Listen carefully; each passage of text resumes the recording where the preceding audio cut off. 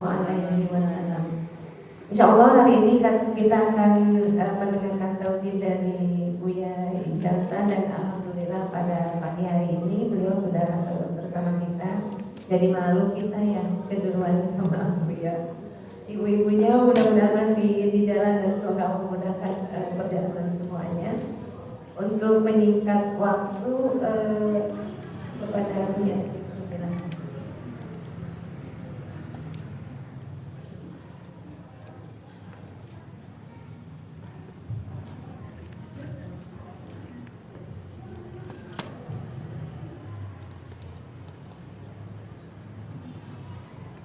Assalamualaikum warahmatullahi wabarakatuh. Waalaikumsalam warahmatullahi wabarakatuh. Alhamdulillahirabbil alamin. Wassalatu wassalamu ala asyrofil anbiya'i wal mursalin wa ala alihi wa ashabihi ajma'in. Ibu sekalian dirahmati oleh Allah, marilah kita memanjatkan puji dan syukur kepada Allah Subhanahu wa taala. Kita membiasakan setiap pagi membaca kalimat alhamdulillahirabbil alamin hamdan yuwafi ni'amahu wa yukafi'u mazidah. Alhamdulillahirabbil alamin hamdan yuwafi ni'amahu wa yukafi'u mazidah.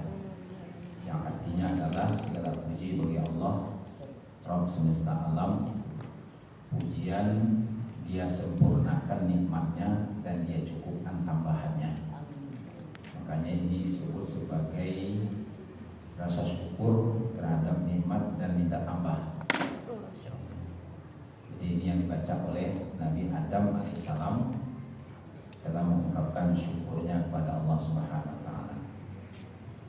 Kemudian selawat dan salam sama-sama kita aturkan buat junjungan kita Nabi Muhammad sallallahu alaihi wasallam.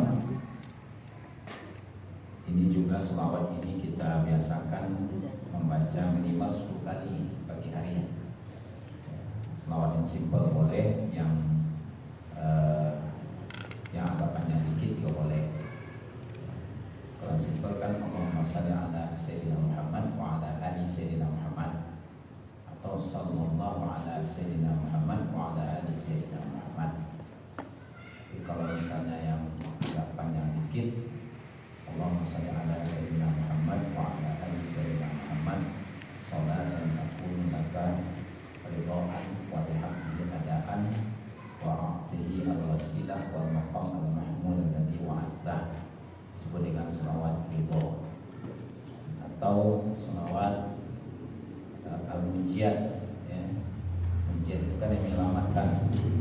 Allahumma shalli ala sayyidina Muhammad sholatan tunjina biha min jamil ahwal wal afat taqaddina biha hajat wa tutahhiruna biha min sayyi'at wa tarfa'una biha indaka 'ala darajat wa tuballighuna biha aqsal mayat min jamil khairat fil hayati wa ba'dal mamat. Biasakan kita baca 10 kali. Kalau malam Jumat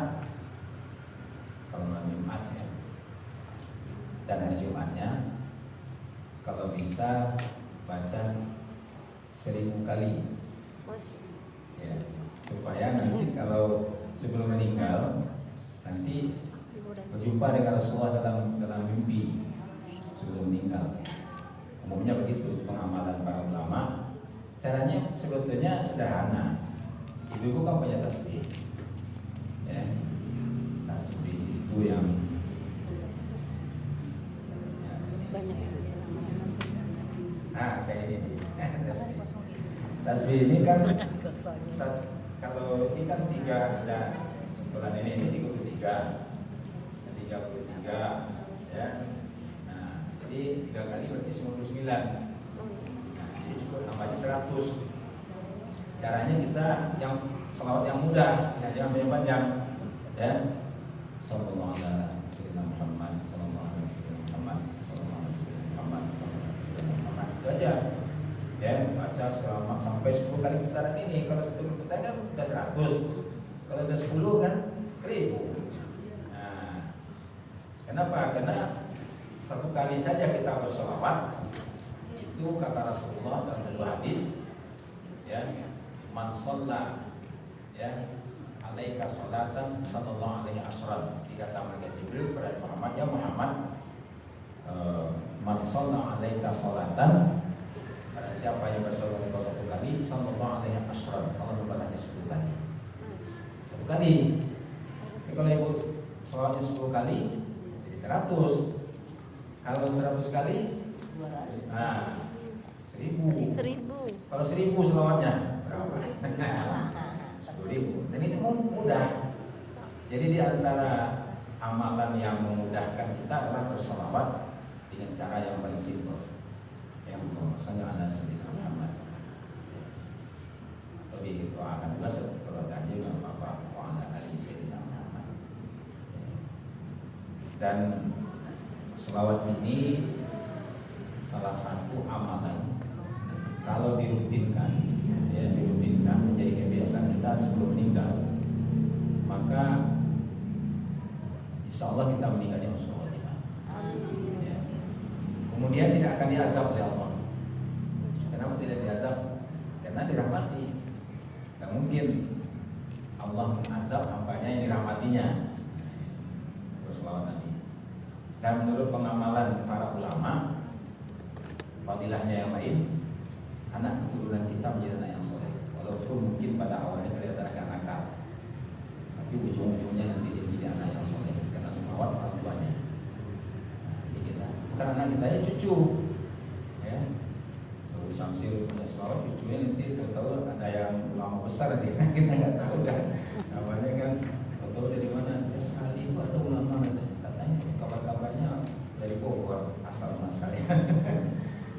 Iya, karena yang itu yang di Amerika itu ada namanya itu Sheikh Dioban. Ternyata orang Tasikmalaya, orang mana tuh? Banyak orang Sunda gitu. Iya. Jadi artinya bisa saja. Jadi kita biasakan membaca selawat. Ternyata bukannya kita saja, keturunan kita juga. Itu kelebihan selawat Nabi itu. Maka diperintahkan oleh Allah kepada kita untuk berselawat. Innallaha malaikatahu yusholluna 'alan nabi ya ayyuhalladzina amanu shallu 'alaihi wa sallimu taslima.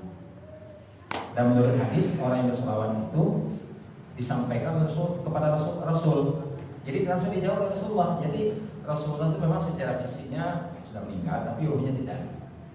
Ya, jadi disampaikan oleh malaikat bahwa itu dari Bogor ada yang berselawat pada engkau ya Rasulullah.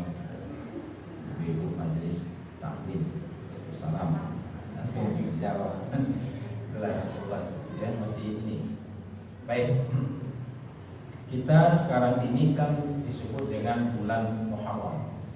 Jadi dalam penanggalan atau almanak kalender kan kita ada cara mengukur waktu itu awalnya dulu dengan ukuran Syamsiah. Ya, jadi Januari, Februari, Maret, April, ya, dan seterusnya 12 bulan. Lalu kemudian pada zamannya Khalifah Umar bin Khattab, ya, selain daripada itu ada penanggalan secara Islami. Dimulai dengan Muharram, ya, Muharram dan seterusnya. Ibu apa? Sampai Muharram apa? Safar, Safar, Rabiul Awal, Rabiul Akhir, Rabiul Akhir, Rajab, Syaban, Ramadan, Syawal, Zulqa'dah, Zulhijjah. 12 bulan. Dan masing-masing bulan itu punya keutamaan. Makanya kenapa di dalam Quran ada ayat surah Ibrahim itu Allah Subhanahu fadzakirhum bi ayyamillah. Ingatkan mereka itu dengan hari-harinya Allah. Jadi ada perintah memperingati hari-hari tertentu itu ada, bukan nggak ada. Nah, dalam riwayat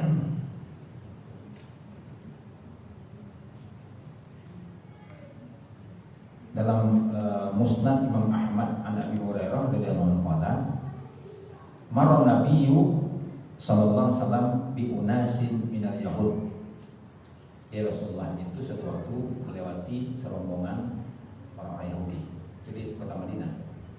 Ya, karena kalau Yahudi itu adanya dulu di Madinah, di Mekah nggak ada. Ya, di Mekah itu ada orang musyrik. Tapi kalau di Madinah itu ada Nasrani, ada Yahudi. Jadi Rasulullah itu melewati, ada orang lagi kumpul, lalu kemudian Rasul lewat. Maro, Nabi SAW biunasin minal Yahud. Nah, mereka itu lagi puasa, ya, puasa. Ternyata waktu itu bulan Muharram. Rasulullah lewat itu di bulan Muharram tanggal 10-nya, ya, disebut dengan Asyura. Asyura itu ada kata bahasa Arab Asyara, ya, Asyara itu 10. Ibu udah belajar hitungan sampai 10 bahasa Arab, ya.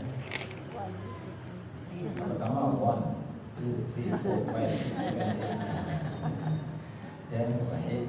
Nen, Salasa, Arba'ah, Khamsah, ya, Sadisa, Sita, ya, Sab'ah, Tamaniyah, Is'ah, Asyarah. Ternyata mereka puasa, orang Yahudi ini puasa. Lalu ditanya oleh Rasulullah SAW, "Mahadha minasawm?" Kalian ini puasa apa nih ya? Gitu. Puasa apa nih? Mahadha minasawm? Qalu hadzal yawm alladzi najallahu azza wa jalla Musa alaihi salam wa bani Israil minal gharq. Hari ini adalah hari di mana Allah telah menyelamatkan Nabi Musa alaihissalam dan Bani Israel. Jadi ketika Nabi Musa itu dikejar oleh Firaun, yang dikejar, dia pakai kuda. Di situ Nabi Musa udah jalan jauh, tapi karena dikejar dengan kuda kan, akhirnya kesusul juga. Cuman posisi Nabi Musa itu berada di depannya lautan, nah, bermerah itu panjang, yang sampai Madinah. Kita kan ada juga kan, jauh. Jadi sampai di depan lautan, sementara di belakang kelihatan ada yang mengejar, pasukan yang luar biasa banyaknya. Nabi Musa memohon pada Allah agar dilindungi. Allah katakan kepada Musa, "Hai Musa, engkau kumpulkan tongkatmu ke laut." Kan di pinggir pantai, ya. Nabi Musa itu ada tongkat, selalu ke tongkat. Orang dulu itu rupanya memang kalau pengembala, Nabi Musa itu kan mengembala kambing, ya. Itu biasa pakai tongkat, ataupun dalam perjalanan perlu tongkat juga, ya. Kadang ada binatang atau ada apa gitu, tongkat. Jadi kumpulkan tongkatmu. Ya. Nabi Musa dengan baca Bismillah dikumpulkan tongkat ke laut. Apa yang terjadi? Tiba-tiba laut itu terbelah, ya. Terbelah 12 jalan. Karena Nabi Musa ini ada 12 sukunya gitu kan. 12. Bayangkan itu fenomena, ya, apa namanya itu laut, ya. Ya. Karena pemandangan laut, ya. Kan terbelah berarti ini ada air, ini jalan, ada air di jalan. Nah, sela-sela air itu ikan. Oh, kita disebut dengan seawall, ya. Ya, pemandangan yang indah, tapi mana sempat mereka ya. Kita cuma bayangkan, ya. Orang itu kan karena pengen selamat kan, langsung dia melewati jalan itu sampai selamat. Nah, Fir'aun sampai lautan belum bertaut, masih terbelah gitu. Kuda Fir'aun ini, ya, kuda Fir'aun ini ragu-ragu. Ini kuda jantan. Rata-rata yang dipakai untuk berperang itu kuda jantan, ya. Tidak mau dia kena air itu. Nah, menurut cerita ada kuda betina tapi penjelmaan dari malaikat, ya. Kuda betina langsung masuk. Nah, kuda jantan lihat nih ada yang betinanya gitu, ya. Nah, kejar. Nah, situlah kejar gitu. Kejar sampai di tengah, ya, pasukan belakang juga. Begitu sudah sampai di tengah, air laut bertaut kembali. Gelombangnya luar biasa, namanya laut. Mana laut? Ya, gelombang. Ternyata Fir'aun nggak bisa berenang. Ya. Disitulah dia kemudian menyuruh Musa, "Hai Musa, saya beriman, ya, tapi udah terlambat. Ya, karena taubat itu kalau nafas kita ditenggorokan nggak bisa, nggak diterima. Batas taubat itu sebelum, makanya kalau kita bertobat sekarang ini, jangan sudah di ICU udah ngap gitu kan, kalau bertobat ya nggak bisa. Sekarang ini kita bertobat, istighfar banyak-banyak. Nah, itu istighfar juga ibu-ibu, usahakan setiap hari 100 kali. Ya, misalkan apakah dibagi-bagi misalnya kan, setiap setelah sholat atau nanti malam juga 100 kali. Ya, kita bilang nggak apa-apa. Ya, kalau istighfar yang simpel, ya supaya kalau nggak berat gitu kan, stop sampai 100 kali, paling nggak 10 menit. Lebih lama baca WA daripada istighfar, kan? Kalau kita misalnya sudah nyaman dengan istighfar, tambah dikit panjangnya, ya. Astagfirullahaladzim. Nah, biasa lagi, udah ringan lidah itu, nah baru agak dipanjang lagi. Astagfirullahaladzim. Nah, baca sampai 100 kali. Kenapa? Karena kalau kita beristighfar itu banyak, pasti dosa kita diampuni oleh Allah dan dimasukkan ke dalam surganya. Itu satu paket. Ya, kadang Al-Quran itu ada ayat, ya ayyuhalladzina amanu tubu ilallahi taubatan nasuha asa rabbukum an yukaffira ankum sayi'atikum wa yudkhilakum jannatin tajri min tahtiha al-anhar. Ya, jadi orang yang bertobat dosanya diampuni dan otomatis dimasukkan oleh Allah dalam surganya. Kita memang sudah mulai ya khawatir bagusnya sekarang ini, ya, karena sudah mulai satu-satu teman-teman, kalau ibu-ibu yang biasa di grup kan ada aja kan itu yang mendahului kawan kita waktu SMA dulu, atau waktu di kuliah dulu, atau waktu di mana dulu, ya, kalau sama-sama majelis taklim, ya, nanti ada aja yang meninggal. Nah, kalau sudah meninggal itu kira-kira kita kan berpikir juga nih, karena alam yang akan kita lalui itu namanya alam kubur, alam barzakh. Rasulullah pernah mengatakan pemandangan yang paling menakutkan, yang paling buruk adalah di alam kubur. Yang paling menakutkan. Bayangkan kita ditinggal, coba lihat orang dimasukin ke liang lahat, setelah itu ditimbun, tinggal. Nah, ada tuh ibu-ibu yang sampai pagi, mama mau sini aja tidur sama papa sampai pagi, nggak ada.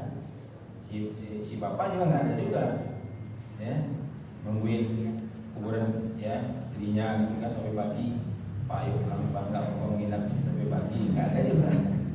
Ya, cuma kalau si bapak ini beda dengan ibu-ibu. Kalau ibu-ibu bisa menghiburnya dengan cucu.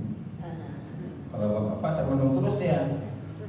Anaknya yang ini apa ikhlas kalau kepergian mama, ya aku udah ikhlas, cuma yang kupikirkan siapa pengganti mama kamu. Kalau bapak sih ibu nggak ada pikir itu, nggak ada nenek yang berpikir untuk jadi pengganti, nggak ada. Kita ditawari sama ibunya, anak-anak juga apaan kamu ya? Beda lagi sama ini, karena kita tidak bisa ngurus diri, ya, nggak bisa ngurus ibu kan mandiri. Nah, jadi Fir'aun tidak bisa lagi bertobat. Nabi Musa selamat. Jadi selamatnya Nabi Musa dan Bani Israil ini diperingati oleh Bani Israil itu. Jadi tidak ada masalah peristiwa yang penting. Boleh kita peringati. Kenapa kita setiap 17 Agustus mengadakan, ada yang upacara, ada yang setelah itu ada perlombaan ibu-ibu makan kerupuk, ya. Susah deh. Nah, itu mengungkap gembira. Ya, sepanjang cara mengungkapkannya tidak bertentangan dengan syariat, itu hal yang boleh-boleh saja.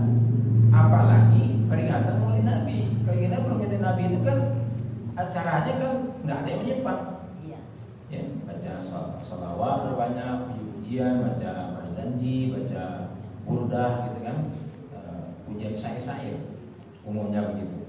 Kemudian para ustadz atau kiai atau habaib menceritakan tentang perjuangan Rasulullah SAW, ya biar generasi muda ini tahu dengan nabinya, dengan sahabat-sahabat nabinya. Jangan anak kita lebih tahu artis Korea sama artis India gitu kan. Ya kan sekarang artis-artis yang banyak dikenal sama mereka gitu. Karena hari-hari itu yang dilihat. Apalagi sekarang kan ada sinetron pendek, gampang kita akses di HP itu gampang aja aksesnya. Ya, yang membuat itu waktu berlalu dengan tanpa ada manfaat kan. Nah, jadi bersyukur. Jadi Rasulullah itu ketika melewati Bani Israil itu dia bertanya, "Mahadha minas shaum?" Kalian puasa apa nih? Mereka menjawab, "Hadzal yaum alladzi najallahu azza wa jalla Musa alaihissalam wa Bani Israil min al-ghar wa gharaqa fihi Fir'aun." Jadi mereka itu mengatakan syukran lillah azza wa jalla. Termasuk hari ini juga, hari Asyura ini hari diselamatkannya Nabi Nuh. Ya, ada memang beberapa keterangan. Ya walaupun kita tentu membuktikan apakah keterangan ini sahih atau tidak. Yang sahih itu kan ada riwayatnya seperti Nabi Musa diselamatkan, itu ada riwayatnya.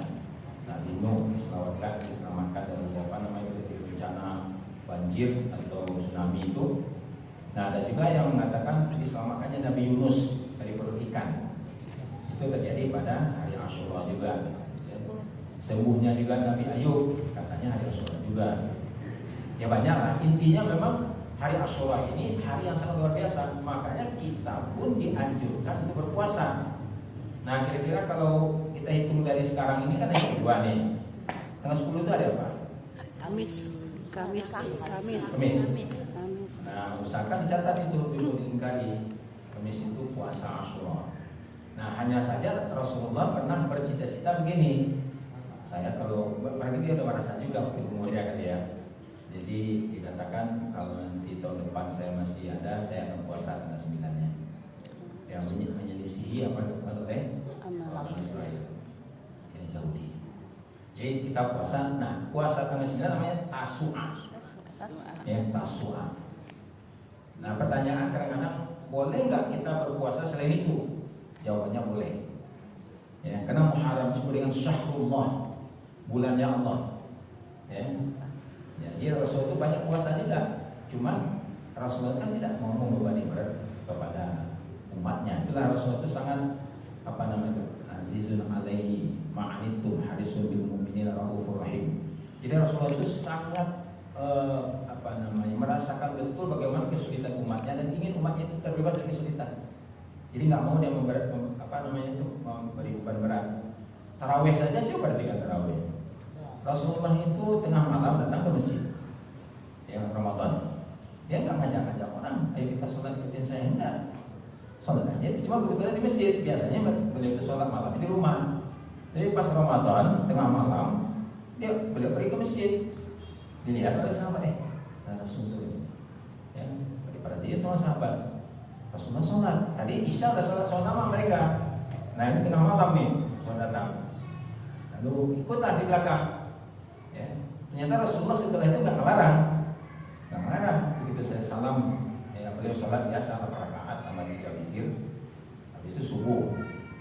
Nah begitu Rasulullah sudah pulang ke rumahnya, para sahabat cerita sebenarnya, kamu tahu nggak kita dari malam sholat yang dengan Rasulullah. Iya. Oke, kita lihat besok malamnya.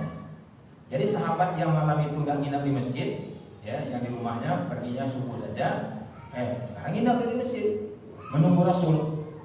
Begitu Rasulullah sudah datang jam, tengah malam itu di kita jam 1 jam 2 lah gitu ya. Karena Rasulullah itu kalau sholat malam itu panjang ayatnya. Jadi kalau terawih 8 rakaat itu dari jam 1 sampai jam 4 pagi, kira-kira berapa itu ayatnya? Iya, cuma sahabat-sahabat kan udah menikmati suara Rasul itu merdu gitu kan, ya mereka menikmati. Nah, tidak ada masalah mereka itu sholat dari tarawih itu. Tapi belum disebut tarawih waktu saat itu, sebenarnya saat malam aja. Nah, hari kedua itu sahabat yang enggak nginap itu dikasih tahu juga kita tadi sholat dengan Rasulullah. Iya, baru malam nih. Wah, kalau itu saya nginap di masjid lah. Nah, jadi di masjid Nabi itu ramai sekarang. Orang menunggu Nabi tengah malam. Datang Nabi malam ketiga, makin ramai. Malam keempat ditunggu nggak datang. Nah, gitu, nggak datang. Tapi ke masjid juga subuhnya, cuma malamnya enggak gitu. Ditanyalah oleh para sahabat, ya Rasulullah, kami menunggu ya kalau kita sholat malam, tapi kok nggak datang? Apakah engkau sakit? Kata Rasulullah, enggak. Khasyitu an tufrada alaikum. Saya khawatir nanti diwajibkan kepada kalian sholat malam tarawih itu. Nah, itulah Rasulullah SAW tidak memberi beban. Sejak saat itu Rasulullah tak masih lagi. Jadi orang itu sholat tarawihnya masing-masing aja, nggak jamaah. Ya, masing-masing aja. Terus sampai kapan mulai berjamaah lagi? Itu setelah di zamannya Umar bin Khattab. Bayangkan itu Rasulullah sudah meninggal, naiklah Abu Bakar sebagai khalifah. Belum masih biasa masing-masing. Berapa jumlah sholat malamnya atau tarawihnya para sahabat? Bayarin. Ada yang sesuai seperti Rasulullah 8 tambah 3 ada di 11. Ada yang 40, ada yang 60, ada yang ya. Jadi begitu dia sholat lagi, selesai sholat lagi. Ya. Kan tidak berjamaah masih. Ya, yang ngantuk juga, tidur juga gitu kan. Jadi itulah Rasulullah SAW itu memberikan keringanan. Makanya Rasulullah pun tidak mau juga memberi beban berat untuk puasa di bulan Muharram itu.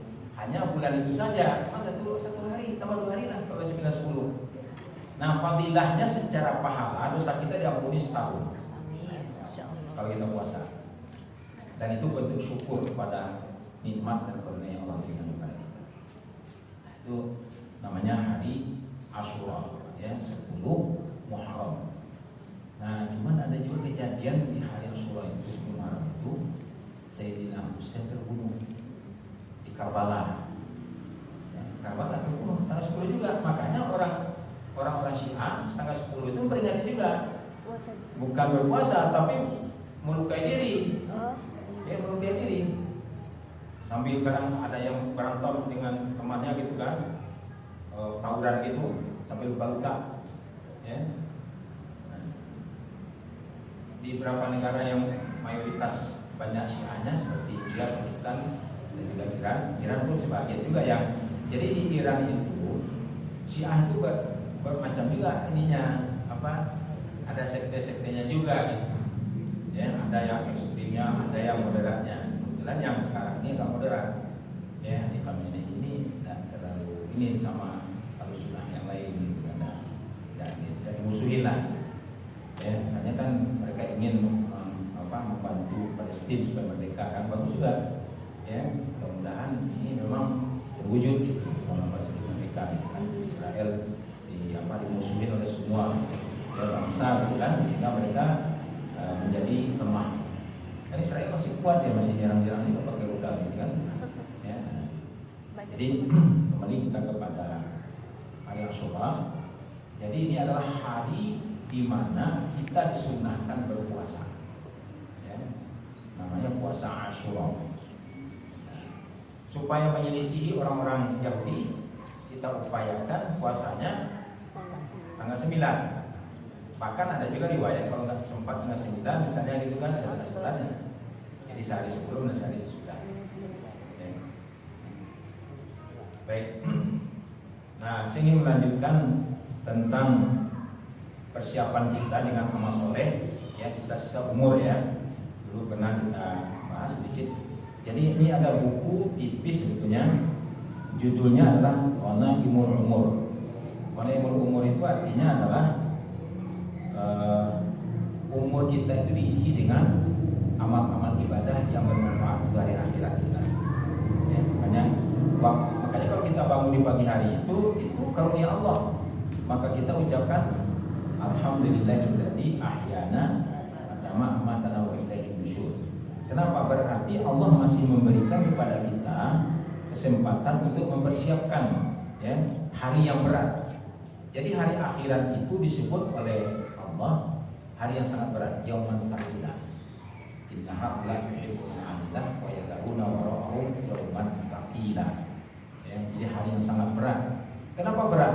Karena kita akan mempertanggungjawabkan semua perbuatan-perbuatan yang kita lakukan, mempertanggungjawabkan semua nikmat yang telah Allah berikan kepada kita. Makanya dalam surat At-Takasur di ujungnya kan ada sumalatus alunna yaumil anin naim kan. Jadi akan dimintai bertahun dari semua nikmat. Apa nikmat yang kita rasakan? Nikmat panca indera misalnya. Ya, nikmat mata memandang, nikmat telinga mendengar. Nah, itu dipertanyakan lagi. Ya, mana yang lebih banyak telinga kita itu mendengarkan ayat-ayat suci Al-Quran yang kita baca atau dibacakan oleh orang lain, atau mendengarkan lagu dangdut, lagu keroncong, dan suara-suara yang lain lagi. Ya, nah mana yang lebih banyak? Nah, kalau ibu-ibu misalnya timbang-timbang gitu kan, mana yang lebih banyak mendengarkan kalimat-kalimat Allah yang dikumandangkan terzikir-zikir dengan nyanyi-nyanyian? Ya, mana kira-kira yang lebih banyak yang kita dengar? Ya. Atau cerita-cerita? Yang kalau kita ngobrol-ngobrol kita mendengarkan juga, itu minta tanggung jawab ini. Apa yang kita dengar? Kalau kita membicarakan aib orang misalnya, namanya gibah. Ya, gibah. Nah, dosa kita, telinga kita udah berdosa. Nah, itu makanya kita bagaimana supaya berimbang. Jadi ada suatu waktu seorang sahabat Rasul tapi udah tua. Dia datang ke Rasulullah, "Ya Rasulullah, jalan-jalan kebaikan itu sangat banyak. Saya nggak sanggup." Nah, gitu kan? Cobalah engkau ajarkan kepadaku, tunjukkan kepadaku, ya, amal perbuatan baik yang aku nggak akan lupa-lupa. Ya, aku akan ingat terus. Apa kata Rasulullah kepada si bapak ini?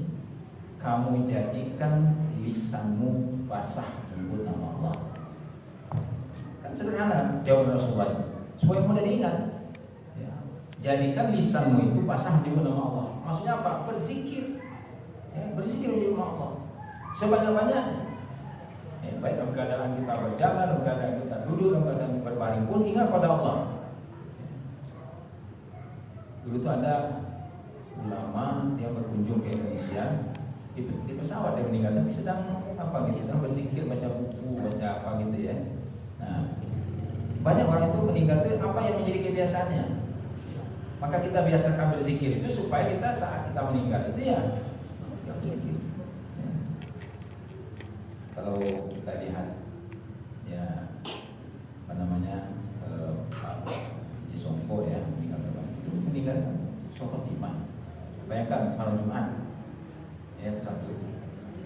Kemudian habis selesai sholat Isya, nah itu kan selesai Isya, tinggal baca Quran, zikir, istirahat.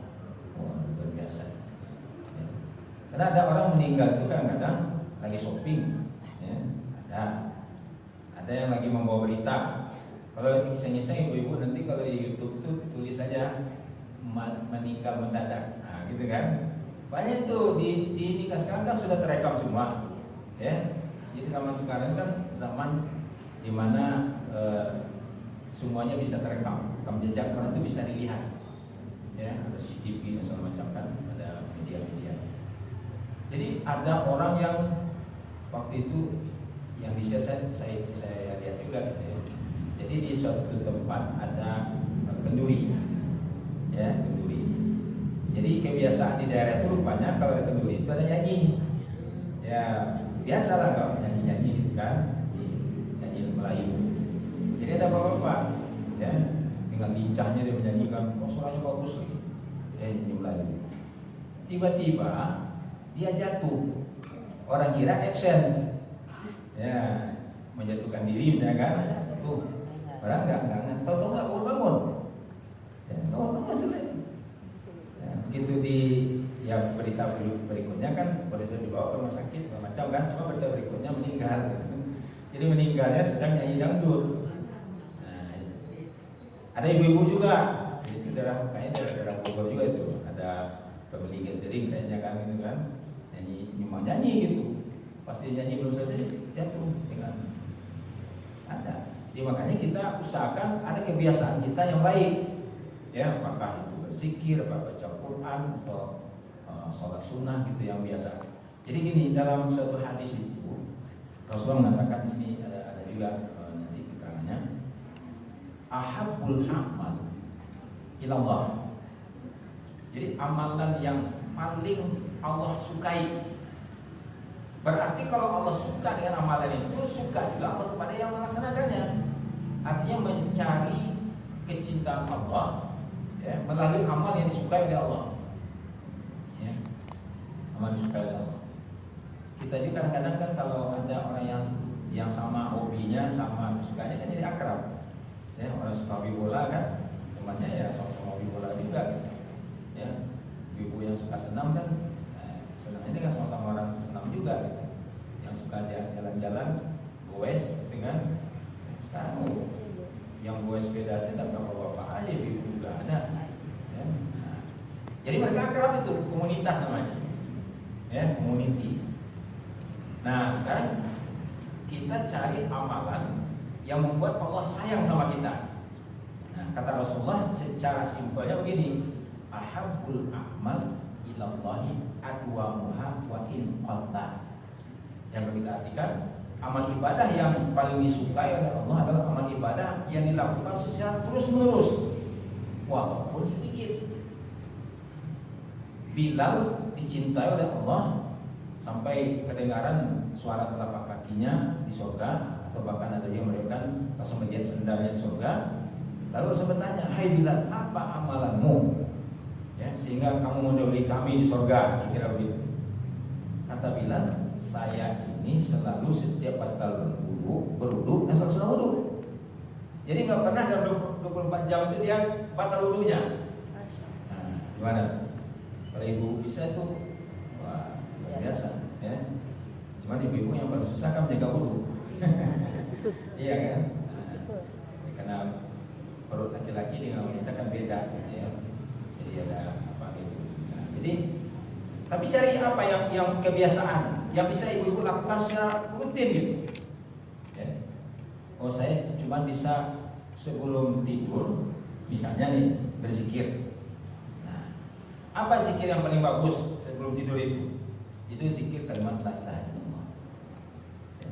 Banyak aja. Pokoknya ada space waktu kita atau kalau perlu dengan gelas sejadah gitu kan, sholat 2 rakaat dulu sholat sunnah. Lalu kemudian HP di off kan ataupun disilentkan lah gitu sehingga tidak mengganggu. Ya, baca kalimat la ilaha illallah. Ditargetkan paling enggak misalnya 100 kali minimal. Kalau enggak bukan ratusannya, cuma waktunya, durasi waktunya setengah jam misalnya atau 10 menit. Tapi rutin. Yang membuat amal ini disukai oleh Allah adalah rutinitas itu, dawam istilahnya. Jadi ada istiqomah dengan itu. Ada juga dulu sahabat ketika dia masuk ke majlis Nabi, komentar Rasul, masuknya ahli surga, gitu kira-kira. Ya, jadi setiap dia masuk ke majlis Nabi itu Rasul berkomentar ahli surga datang gitu. Sehingga ada anak muda pengen tahu apa nih amalan si bapak ini kok disebut sebagai ahli surga. Lalu dalam ceritanya itu si pemuda ini nginap di rumah bapak itu 3 hari. Ya, karena kalau nginap itu kan 3 hari lah sunnahnya gitu kan. Setelah 3 hari, Pak, saya melihat bapak itu biasa aja amalnya, nggak ada yang aneh lah gitu, biasa aja. Sholatnya biasa, bangun malam biasa, nggak ada yang spesifik lah gitu, yang spesial. Tapi kenapa bapak disebut oleh Rasulullah sebagai ahli surga? Nah rupanya ada prinsip dia.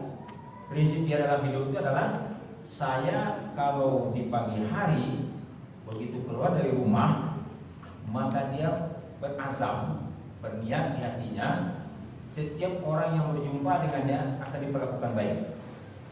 Siapa saja, dia akan berbuat baik kepada semua orang. Begitu malam sebelum dia memejamkan mata, dia maafkan semua kesalahan orang-orang yang hari itu tadi mungkin mengganggu hati dan pikirannya, mengasarinya dan segala macam, dimaafin. Jadi prinsipnya itu adalah berbuat baik dan maaf. Hanya itu disebut sebagai ahli surga. Nah, ibu cari apa amalan yang mungkin bisa kita lakukan secara terus menerus misalnya. yang biasa, jadi kebiasaan aja.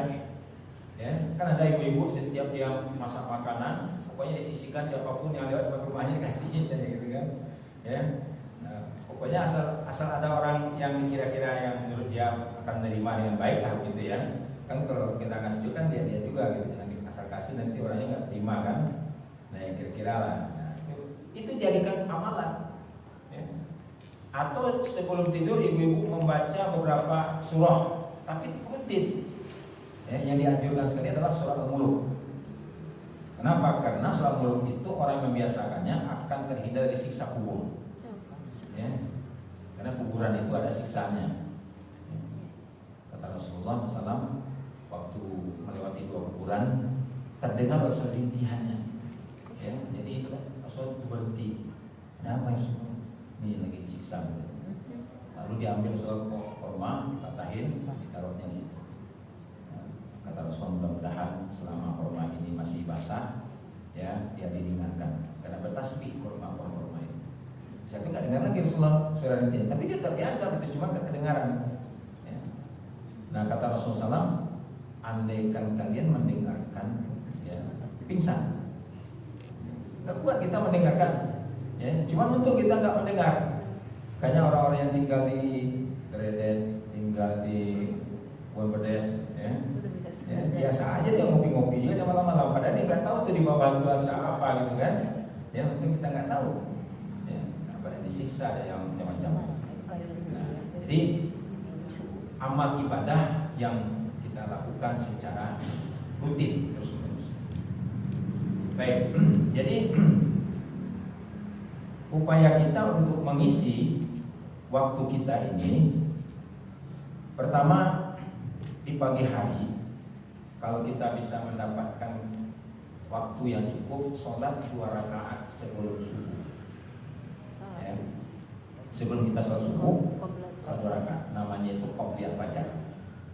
Ya. Qobliyah fajar atau qobliyah subuh sama aja, karena fajar sudah sholat subuh juga. Baca di rakaat pertama surah Al-Kafirun. Ya. Pada rakaat kedua surah Al-Ikhlas. Wallahu a'lam. Jadi orang yang sholat 2 rakaat sebelum sholat subuh itu bisa di rumah ataupun di masjid. Nah, kalau ibu-ibu yang biasa ya berjamaah ke masjid, ya berarti datangnya lebih awal. Ya, jadi sebelum imam maju ke depan gitu. Nah, sholat 2 rakaat. Baca di rakaat pertama itu Al-Kafirun, kedua apa utamanya? Kata Rasulullah, dia mendapatkan pahala lebih baik dari dunia dan segala isinya. Khairun min dunya wa ma fiha. Itu 2 rakaat.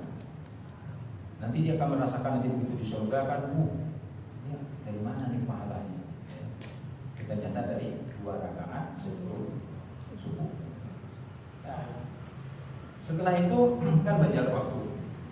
Kalau ibu-ibu bisa misalnya bersedekah setiap pagi bersedekahnya. Jadi jangan kan, kalau bersedekah itu kan bisa dengan apa saja, bisa dengan uang juga bisa, dengan makanan bisa, atau buah-buahan atau apa yang bisa kita berikan setiap pagi, tapi usahakan.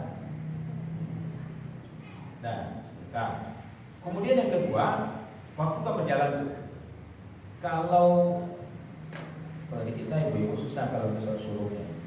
Suruh itu syaratnya itu adalah sholat subuh berjamaah di masjid dan tidak keluar dari masjid sampai waktu syuruk. Nah, ya, tapi bapak ada beberapa orang saya itu ada yang mau bisa bertahan ya sampai waktu syuruk. Ya, Pak Norman itu biasanya syuruk. Ya. Itu pahalanya sama dengan orang pergi haji dan umroh. Cuman masalahnya menunggunya itu. Cuman bagi ibu-ibu, kalau memang ada kewajiban seorang ibu lah gitu ya, menyiapkan makanan kan untuk suami dan anak-anak, itu lebih besar pahalanya lagi. Nah, gitu. Ini bagi yang mungkin tidak ada lagi kewajiban itu, nggak apa-apa. Jadi dari subuh itu sampai subuh itu sholat 2 rakaat. Ayatnya bebas, ya itu itu sama dengan orang yang pergi haji dan umroh pahalanya. Itu kalau hari-hari pagi. Nah kemudian berikutnya di luar itu lanjut lagi itu waktu duha. Ya, waktu duha itu diperkirakan sekitar jam 7:30 ya. Kan waktu syuruk itu jam 6 lebih 15 menit. Nah biasanya waktu syuruk itu hanya sekitar 1 jam. Sama juga dengan subuh ke syuruk itu sekitar 1 jam. Kita subuh kita misalnya jam 5.40 sekarang ya. 4.40. Nah makanya kan syuruknya itu 6 lebih lewat sedikit. Nanti 1 jam setelah itu jam 7 lebih. Nah itu waktu duha. Paling tidak ibu sekalian, ibu-ibu sholat duha itu minimal 2 rakaat minimal. Ya. Kenapa minimalnya? Karena kata Rasulullah, seorang itu seyogianya sepatutnya mensyukuri 360 persediaan. Jadi kita ini ada 360 persediaan. Ya. Itu kata yang menghitung ya. Kita kan nggak ada, kita percaya aja. Ya, kalau yang itu kan nanti ditanya ahli biologi gitu kan, berapa persediaan kita? Ya mulai dari tangan aja itu berapa? Ini 1, ya, 2, 3, 4, 5, ini lagi, ini persediaan juga ya. Ini ibu jari ini saja kalau bermasalah, ya, kaku misalnya, kaku aja. Ini 1 ini aja. Kira-kira ibu masih bisa nggak ngambil air saya? Di air ini misalnya kan? Diambil, ya, begini, susah gitu. Nah, tapi kalau misalnya nggak begini kan, bisa dibeginikan, karena bisa diangkat-angkat ya, bisa diminum. Bismillah. Itu nikmat itu. Ibu-ibu masih bisa kan nengok kiri kanan. Ya, ada orang dipanggil Bu. Jadi dia tidak bisa lehernya, jadi dengan badannya gitu. Ini juga nikmat, rahmat. Ya, lutut, ada lagi orang lutut kaku, tidak bisa dia sholat yang sampai sujud itu susah. Ini ibu-ibu masih bisa, lutut bisa digerakkan semua. Nah, untuk mensyukuri semua itu cukup dengan 2 rakaat duha. Kan duha itu sholat membawa rezeki itu maknanya begitu, karena bersyukur. Ya, karena orang bersyukur itu Allah tambah rezekinya. La in syakartum la azidannakum wa la in kafartum la azabanna syadid. Jadi sholat duha ini dalam upaya kita menggunakan waktu itu adalah dengan sholat duha. Disebut dengan sholatul awabin. Jadi istilah sholat awabin itu ada 2 pengertian. Ada sholat awabin duha, disebut awabin. Awabin itu artinya orang ingin kembali kepada Allah. Ya. Makanya dia sholat itu orang yang sadar diri lah, dia akan kembali kepada Allah. Ada juga dalam kitab fikih 6 rakaat yang dilakukan di antara maghrib dan isya. Ya, 6 rakaat. Jadi kita usahakan maghrib isya itu sebetulnya kalau bisa kita waktunya itu dipakai untuk baca al-muluk tambah dengan surah sejadah misalnya, atau tambah lagi dengan surah Ar-Rahman ya. Nah sholat 6 rakaat setelah itu 2 rakaat namanya sholat sunnah awabin ya, antara maghrib dan isya. Ini memberikan pahala yang sangat luar biasa itu kepada yang melaksanakannya ya. Waktu kita itu menjadi bernilai. Jadi namanya sholat duha. Kemudian ini amalan yang ya cukup maksudnya itu harus ada upayanya agak lumayan. Kata Rasulullah begini, kutibat lahu mar'atani, dituliskan baginya terbebas dari 2 hal, bara'atu minan nar wa bara'atu minan nifaq, terbebas dari api neraka dan terbebas dari sifat munafik. Apa amalannya? Kata Nabi, man shalla lillahi arba'ina yauman fi jama'atin yudriku at-takbiratul ula. Orang yang sholat karena Allah, maksud sholat karena Allah ini ya, maksudnya sholat jamaah di sini. arba'ina yauman, 40 hari. Ya, 40 hari. Fi jama'atin, berjamaah. Yudriku at-takbir al-ula, dia mendapatkan takbir yang pertama. Jadi 40 hari ya, dari mulai takbir yang pertama. Ya tentu ibu-ibu yang kalau yang masih ada periodnya tidak mungkin. Ya, ini yang sudah inilah sudah lewat aja 40 hari. Ya. Tapi dimulai dengan takbir pertama. Ini yang masalahnya. Ya, mungkin hari pertama bisa, hari kedua kan kalau 40 hari itu ya 40 hari, ya 40 hari kan, 40 hari 40 bukan 40 waktu. Jadi 200 hari. 200 kali sholat. Nah, sudah hari ke-30 datang besan. Datang menantu bawa cucu. Ya, datangnya sore lagi jam 5. Nah, begitu sudah azan maghrib lagi asik-asiknya. Mau ditinggal gimana gitu kan? Nah, oke lah bisa ditinggal. Setelah itu isya lagi. Jadi dapatnya harus dari rakaat pertama. Nggak boleh kalau sudah masuk, nggak masuk dia. 40 hari. Ini kalau bisa luar biasa. Ya, tapi perjuangannya begitu. Ya, terbebas dari siksa api neraka dan terbebas dari sifat munafik. Ya. Munafik itu kan 3 cirinya. Yang pertama bohong, kita ada kadzibah. Yang kedua ingkar janji. Yang ketiga khianat. Ya, khianat.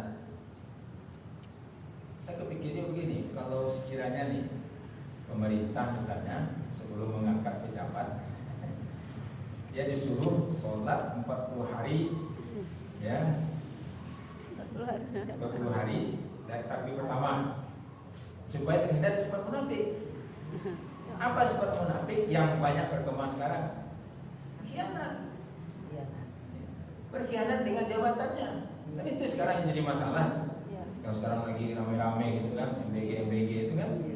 Ya, berapa itu miliaran, triliunan apa itu dia dapatkan. Oh, kalau itu dilaksanakan sesuai dengan programnya luar biasa. Ya, memang betul itu.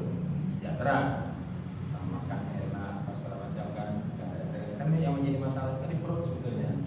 Ya, perut kalau udah lapar kan susah. Nah, kasih gizi yang bagus itu kan. Ya, insyaallah. Tapi harus mana? Cuma sebenarnya kan di situ kan peluangnya besar untuk apa namanya itu, untuk dapat duitnya gitu. Ya. Itu berat memang jadi aman. Kayak kalau ingin terhindar dari munafik itu 40 hari sholat mulai dari takbir pertama sampai ya selama 40 hari. Nah, kemudian yang berikutnya yang kita biasakan, ini kan dikumpulkan oleh ulama ini 360 amalan. Ya, 360 amalan yang bisa kita amalkan selama dalam kehidupan kita. Ya, dibagi-bagi dia dibuatkannya berapa gitu kan. Sekarang kita lanjutkan yang berikutnya adalah as-saumu, berpuasa. Jadi dalam salah satu hadis Rasul mengatakan an Abi Umamah radhiyallahu anhu qala. Dia adalah seorang sahabat namanya Abu Umamah. Ya. Aku bertanya ke Rasulullah, "Ya Rasulullah, akhbirni bi amalin yudkhiluni al-jannah." Ya Rasulullah, coba engkau sampaikan kepadaku satu amalan yang dapat memasukkan aku ke dalam surga. Apa kata Rasulullah? Alaika bisawm, dalam berpuasa. Wa innahu la indalahu aw qala la mislah. Karena nggak ada yang bisa menandingi. Ya. Nah, ini kalau ibu bisa menjadikan puasa sebagai amalan yang seluruh, maksudnya begini. Kalau ibu pilih misalnya Senin Kemis, jadi puasa Senin Kemis itu terus itu, ya, apapun halangannya gitu, yang tidak terlalu mustahak gitu kan, nah terus. Atau puasa 3 hari, nah ayam ubin namanya, 13, 14, 15 bulan Komariah, ya. Tapi terus setiap bulan. Atau ada lagi yang kata Rasul itu lebih baik lagi, itu puasa Daud. Nah, hari ini puasa, hari ini selang-seling itu. Pas giliran puasa ternyata undangan gimana dulu. Ya kan dibatalin gitu kan. Lanjut lagi, besok lagi mulai lagi start lagi. Ya.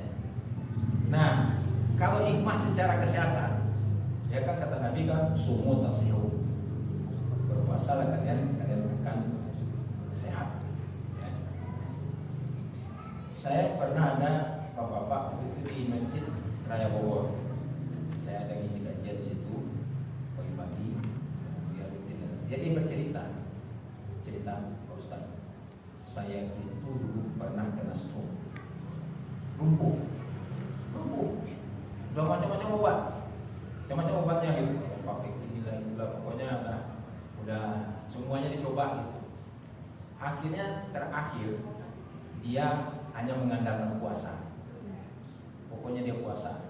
Nah, namanya puasa Daud atau puasa Kamis, pokoknya dia puasa gitu. Padahal dia udah ini nggak bisa bergerak karena stroke total.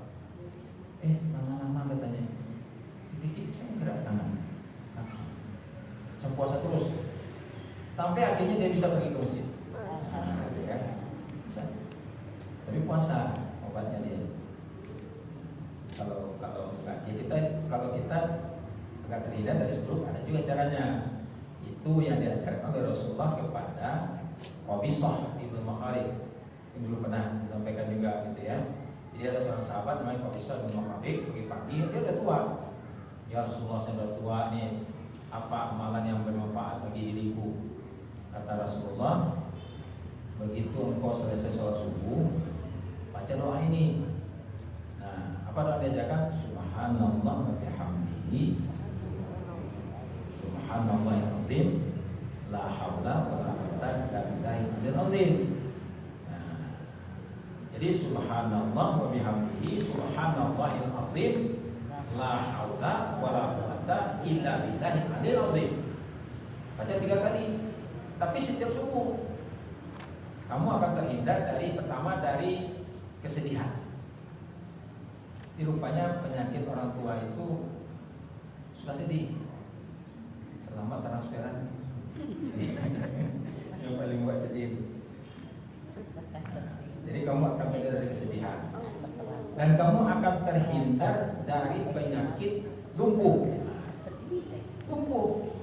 Nah, lumpuh itu identik dengan apa? Dia dengan stroke itu. Orang kalau sudah lumpuh kan ternyata kalau orang tua kan namanya stroke itu.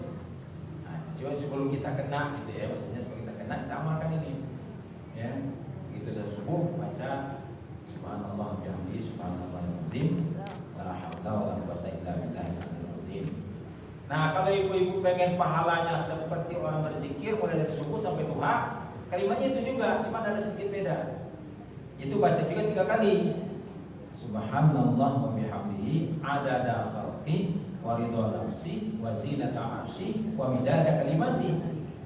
Ini adalah yang diajarkan Rasulullah kepada istrinya namanya Juwairiyah, yang selalu berzikir mulai dari subuh sampai Rasulullah pulang waktu duha. Kata Rasulullah, mau enggak kamu ajarkan, aku ajarkan kepada kamu. Ya, baca 3 kali sama dengan apa yang kamu lakukan ini. Jadi sama dengan orang yang berzikir, ibu berzikir dari subuh sampai waktu duha, cukup dengan 3. Sehingga bisa aktivitas yang lain, bisa buat kopi untuk suami dan segala macam kan. Nah, kalau itu udah kesempat. Kalau dari subuh zikir sampai waktu duha, ya banyak terkendala nanti ya kerjaan. Nah, diajak kalau Rasulullah doa itu, dan itu diamalkan oleh semua umatnya, bukan hanya kepada istrinya itu saja. Itu membaca kalimat subhanallah wa bihamdihi adada khalqi wa ridha nafsi wa zinata arsy wa midada kalimati. Itu untuk apa namanya itu, supaya pahala besar. Jadi kalimat tasbih dan kalimat tahmid. Jadi puasa ya, kan kita lihat lagi.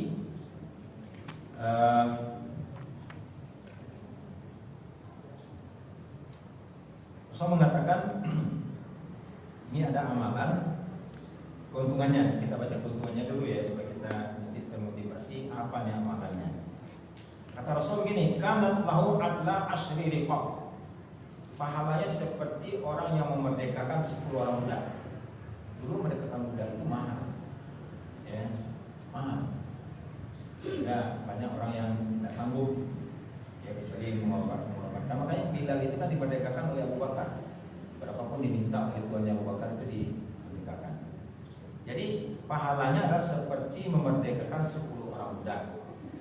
Ditulis baginya 100 kebaikan, dihapuskan baginya 100 kesalahan, dan adalah baginya terjaga dari gangguan setan pada hari tersebut.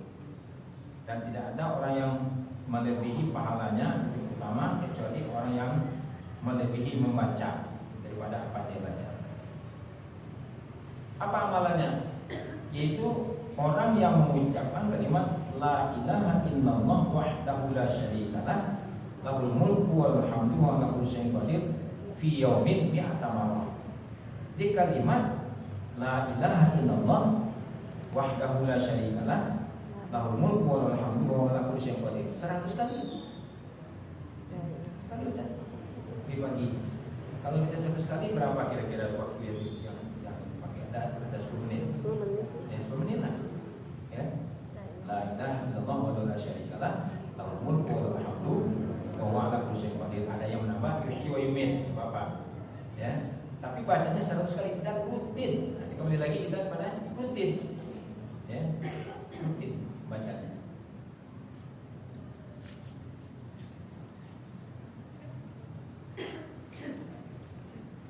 Ada juga riwayat ini lebih simpel lagi. Ya. Man qala hina yusbih wa hina yumsi, maksudnya pagi hari dan sore hari, kalimat subhanallah wa bihamdihi, itu aja. Subhanallah 100 kali. Ya. Ini juga mendapatkan pahala yang sangat besar. Jadi ada variasi-variasi dalam kalimat-kalimat tasbih dan tahmid. Tadi yang pertama tadi kalimat subhanallah wa bihamdihi subhanallahil azim la haula wala quwwata illa billahil aliyil azim, 3 kali cuma dibaca. Tapi setiap selesai salat subuh, ya. Atau kalau kita menambah zikir baca lagi subhanallah wa bihamdihi adada khalqi wa ridha nafsi wa zinata arsy wa midada kalimati. Atau misalnya kita membiasakan baca kalimat la ilaha illallah wahdahu la syarikalah lahul mulku wa lahul hamdu wa huwa ala kulli syai'in qadir 100 kali. Atau subhanallah bihamdihi 100 kali. Subhanallah. Kalau ingin rezeki dicukupkan oleh Allah, bacanya 100 kali. Kalimatnya kalimat la ilaha illallah, ada sedikit tambahannya. La ilaha illallah al-malikul haqqul mubin 100 kali, 100. Nah yang ke-100-nya dilengkapi dengan kalimat Muhammad Rasulullah shadiqul wa'dil amin. Kata Rasulullah dalam riwayat, orang yang membiasakan membaca ini 100 kali setiap hari, rezekinya akan dicukupkan oleh Allah. Ya, cukupkan oleh Allah.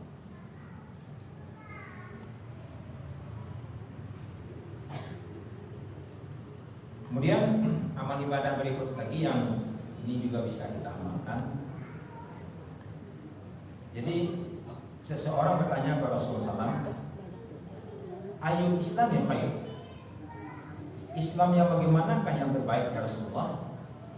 Kata Rasulullah, tut'imut ta'am, kamu bagi-bagi makanan. Satu. Wa taqra'us salam ala man arafta wa man lam ta'rif, engkau ucapkan salam atas orang yang kau kenal ataupun orang yang tidak kau kenal. Maksudnya ketika kita berjumpa dengan teman kita, usahakan assalamualaikum. Ya, itu yang kita kenal. Tapi boleh juga kepada orang yang tidak kita kenal. Ya, assalamualaikum Bu. Orang kalau budaya orang itu saya di Kanada, jalan pagi, bapak-bapak, sehari kita yang nyapa. Tapi dia kita berpapasan itu morning, kita aja ya, morning, pagi, ramahnya gitu. Ya. Memang ada budaya juga, kalau dia mau melintas jalan, mobil itu dari jauh udah mulai ngerem, ya. Sehingga waktu dia melintas itu mobil udah ini. Kalau di kita begitu ada orang mau melintas, mata merah. Aku mau lewat kayak gitu. Bahkan walaupun sudah dikasih tanda ini lampu merah, ini lampu kuning, baru lampu hijau, ya. Begitu lampu hijau ini semua habis, ke kuning, kan seharusnya kan melambat. Dari kita justru ngegas.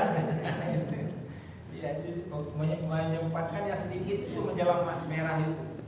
Nah, itu yang kadang-kadang banyak terjadi kecelakaan lah gitu ya. Tapi sebetulnya intinya itu budaya kita itu budaya mementingkan diri itu sebetulnya. Ya, kalau budaya di negeri orang kadang-kadang sudah mulai dia bagaimana apa yang bisa saya berikan buat Anda, ya, bukan apa yang bisa saya ambil dari Anda. Nah itu sebetulnya prinsip Islam itu, cuma saya ini bukan orang beriman gitu kan. Kalau orang beriman, oh bagus. Ya, apa yang bisa saya bantu untuk Anda gitu. Jadi begitu ada orang buru-buru, dia pergi sedikit kasih jalan. Ya, bukan menghalang-halangi. Jalan itu kan benar kita saling hajar-hajar gitu kan, sama-sama sakit hati gitu. Ini dia kedahuluan sama dia kaget kan, mau balas lagi dia. Nah itulah ya, di manusia. Jadi intinya adalah kita mempersiapkan ya waktu kita, karena bulan Muharram ini adalah bulan penuh dengan keberkahan. Kita usahakan nanti 10 Muharram atau 9-nya 9-10 kita berpuasa, yang niatkan puasa Asyura dan Tasyura. Yang mudah-mudahan Allah melimpahkan rahmat dan berkah kepada kita semua. Ini barangkali kajian kita pada hari ini, mudah-mudahan ada manfaatnya. Sebelum kita akhiri, kita tutup kalau ada satu atau dua pertanyaan. Alhamdulillah, jazakallahu khairan. Ibu-ibu, 2 pertanyaan. Assalamualaikum warahmatullahi wabarakatuh. Pertanyaan saya Pak, itu memang karakter ya. Kalau di luar itu memang itu kan non muslim ya Pak, tapi mereka lebih manusiawi, justru malah kayak lebih islami gitu loh. Tapi kenapa orang Indonesia yang justru mayoritas Islam, dia nggak punya karakter gitu? Itu salah di mana Pak? Gitu kasih. Assalamualaikum warahmatullahi wabarakatuh. Ya, termasuk dia sebut tadi juga gitu. Kalau ada orang mau lewat, itu dia mau udah mulai ngerem gitu. Nggak mau dia. Kalau kita enggak gitu, kita kalau kayak ya. Jadi itu sebetulnya memang itu mindset. Bagaimana membentuk mindset? Mereka kayaknya sudah terbiasa dengan what can I do for you itu kan. Atau kalau orang mau bekerja kan, how much salary do you want, nah, gitu kan. Jadi dia lebih kamu maunya apa gitu kan. Ya, prinsip itu mungkin pakai. Kita kan belum. Kita prinsipnya coba lihat orang kalau antrian makanan pun berebut tuh. Nah kalau di tempat lain enggak, dia artinya rapi. Ya itulah budaya ya. Budaya ya, biasa lihat kebiasaan budayanya. Cuma saya ini kan tidak beriman itu aja sih. Baik, silakan. Assalamualaikum warahmatullahi wabarakatuh. Saya mau tanya sedikit saja Ustaz. Ini tadi disebutkan sholat suruh. Nah, pertanyaan saya apakah bisa dikerjakan di rumah? Itu. Kemudian batas waktunya itu kira-kira berapa menit? Kalau di sini tertulis jam 6.14 menit, itu kira-kira sampai jam berapa ya? Itu saja. Terima kasih. Ya, salah satu persyaratannya harus di masjid. Harus di masjid, bisa di rumah. Kalau di rumah paling nanti duha. Ya, kalau salat suruh di masjid. Jadi kalau saya perhatikan ada bapak-bapak bertahan itu sekitar 5-6 orang sampai suruh dia pulang. Jadi memang dikira-kira batas waktunya itu dan fix juga gitu ya. Yang penting jangan langsung setelah jadi matahari terbit itu kan kira-kira jam 6 matahari itu. Ya, jadi 1 jam setelah subuh biasanya gitu matahari terbit itu, makanya udah mulai terang. Nah, jadi dikira-kirakan itu kira-kira aja. Jadi 6.15 itu udah masuk waktu subuh. Sampai kapan ya? Sampai waktu duha. Waktu duha itu dikira-kira jam 7 lebih dikit lah. Nah, jadi subuh itu ya sekitar 1 jam itu lah. Ya, waktunya kira-kira. Jadi nggak fix.